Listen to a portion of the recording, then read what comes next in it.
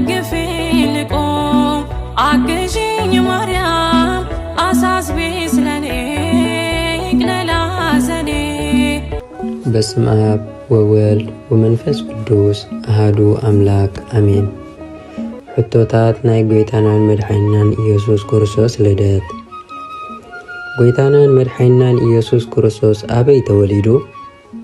ኣብ ቤተልሔም ተወሊዱ። ጎይታናን መድኃኒናን ኢየሱስ ክርስቶስ ስለምንታይ ተወሊዱ? ንደቂ አዳም ንምድሓን ምስ እግዚአብሔር ንምዕራቕ ነቦና አዳም ዝኣተወሉ ቃል ኪዳን ንኽፍጽም። ጎይታናን መድኃኒናን ኢየሱስ ክርስቶስ ኣብ ህይወቱ እንታይ ገይሩ? ቃል ወንጌል ሰቢኹ ንሕሙማት ፈዊሱ ተኣምራት ገይሩ ብዛዕባ ፍቕርን ምሕረትን ምሂሩ ብኹሉ ግብሩ ንደቂ ሰባት መሲሉ እዩ ብዘይካ ሓጢኣት። ጎይታና መድኃኒናን ኢየሱስ ክርስቶስ ካብ ዝገበሮም ዓበይቲ ተኣምራት ጥቀስ። ንሕሙማት ይሕውዩ ምዉታት ኣተንሲኡ ኣብ ልዕሊ ማይ ተጓዒዙ ማይ ድማ ናብ ወይኒ ቀይሩ። ዕላማ ጎይታና መድኃኒናን ኢየሱስ ክርስቶስ እንታይ እዩ? ወንጌለ ዮሐንስ ምዕራፍ 9:39 ዘይርኡ ንኽሪኡ እቶም ዝርኡ ድማ ክዕሩ እዩ ዝመጽእ።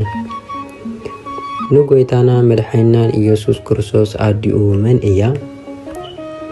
ንጎይታ ዝወለደት ብሕልና ብስጋ ድንግል ዝኾነት ድንግል ማርያም እያ። ጎይታናን መድኃኒናን ኢየሱስ ክርስቶስ ኣብ ምንታይ ተወሊዱ? ጎይታ ዝተወልደሉ ኣብ መብልዕ ማል እዩ። ኢየሱስ ድሕሪ ምውላዱ ኣበይ ተቐሚጡ? ኣብ መብልዕ ማል። ጎይታ ከም ዝተወልደ ቀዳሞት ዝተበሰሩ በዓል መን እዮም? እቶም ጓሶት። ወንጌል ሉቃስ ምዕራፍ 2:8-10 ንጓሶት ዝተገልጸሎም መልአኽ እግዚአብሔር እዩ ነይሩ። ምውላድ ጎይታና ዝሰምዑ ህያብ ሒዞም ክበጽሕዎ ዝመጹ ታወት እዮም። ካብ ምብራቕ ዝመጹ ወንጌለ ማቴዎስ ምዕራፍ 2:1-12 ካብ ምብራቕ ብከዋኽብቲ ዝተመርሑ ሰብ ጥበብ ንኢየሱስ ክበጽሕዎ መጹ።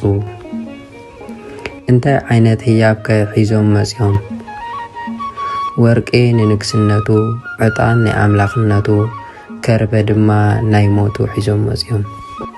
ስብሃት ለእግዚአብሔር ልዑል ወለወላዲቱ ድንግል ወለመስቀሉ ክቡር አሜን።